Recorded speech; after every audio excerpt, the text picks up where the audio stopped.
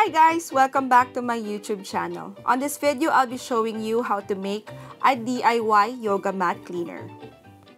Before anything else, feel free to like or share this video and please don't forget to subscribe.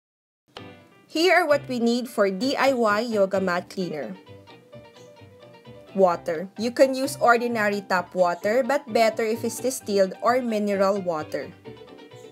White vinegar. Vinegar makes a great cleaner and disinfectant because it's acidic. It helps remove any buildup. And we'll be using white vinegar because it has no coloring agent. It won't stain any surface, so it will be safe for our yoga mat.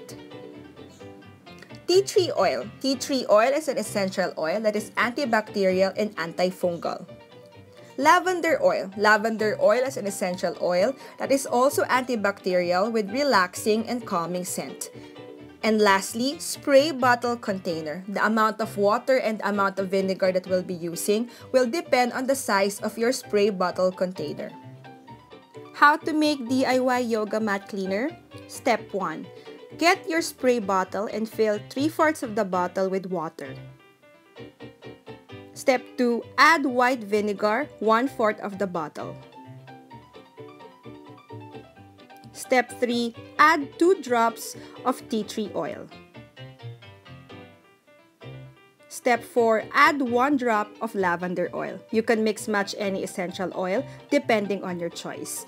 Lastly, step 5. Close bottle, shake, and ready to use. How to use DIY yoga mat cleaner? Step 1.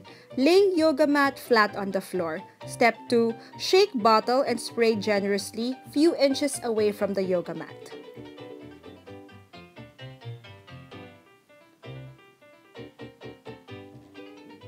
Step 3. Wipe using cloth and let it dry.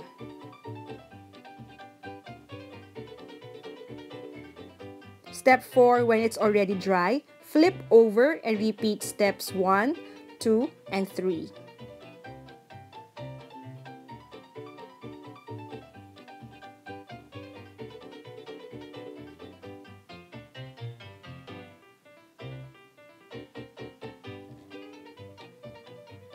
And lastly, step 5, when both sides are already dry, roll it up for storage.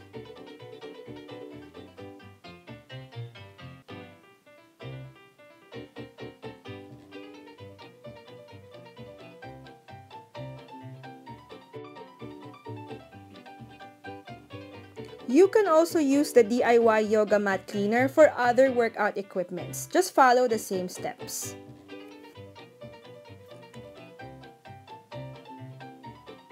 So that's about it, the DIY yoga mat cleaner.